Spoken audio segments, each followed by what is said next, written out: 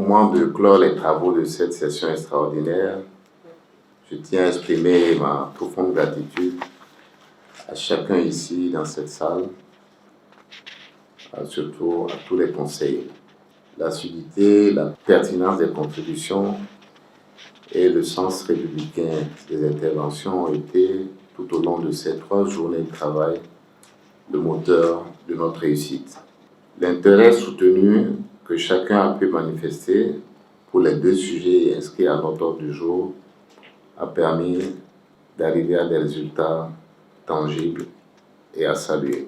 Ces résultats, bien sûr, j'espère, dans les mois qui viennent, seront à la hauteur des ambitions que nous portons pour notre institution. En premier lieu, concernant la refonte du règlement intérieur du Conseil économique et social, je salue avec une fierté particulière la détermination des conseillers à doter notre institution d'un cadre juridique en parfaite harmonie avec nos réformes récentes. Résolument moderne et novateur, ce texte garantit l'accomplissement efficient et rigoureux de notre mission constitutionnelle. Ce document de haute facture, adopté à l'unanimité, est le fruit d'un travail remarquable, mené en commission comme en séance plénière.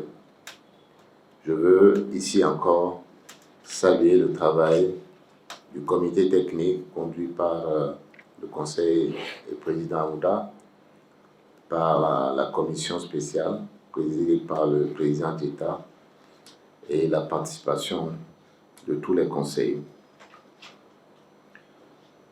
Notre élan, toutefois, de modernisation ne va pas s'arrêter à ce texte qu'est le règlement intérieur.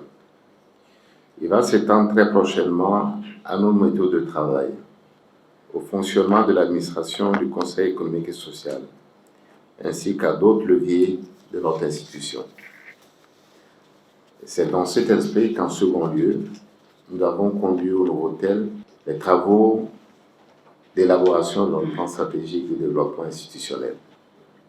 La convergence exemplaire de nos énergies autour de cette vision est le plus sûr garant de notre réussite. Mesdames, Messieurs les conseillers, nos assises s'achèvent à l'aube de nouvelles rentrées scolaires. Je veux souhaiter à toute la communauté de l'éducation une reprise de l'année scolaire sous les meilleurs auspices. C'est donc sur ces mots que je déclare solennellement clos les travaux de notre session extraordinaire qui vient de s'achever. Pour une institution qu'est la nôtre, le Conseil économique et social, avec tout ce qui a été comme polémique en son temps, avec cette nouvelle mandature qui est la 8e mandature, il était important de définir clairement qu'est-ce que nous devons faire et quelle orientation nous donnons. Nous avons participé aux travaux, nous sommes à la fin. C'est l'occasion de dire merci à tout un chacun de nous et tous ceux-là qui ont participé et qui ont contribué énormément à tout ce qui devait être pour la validation, surtout de notre règlement intérieur, parce que les attentes sont comblées dans ce document qui est le règlement intérieur.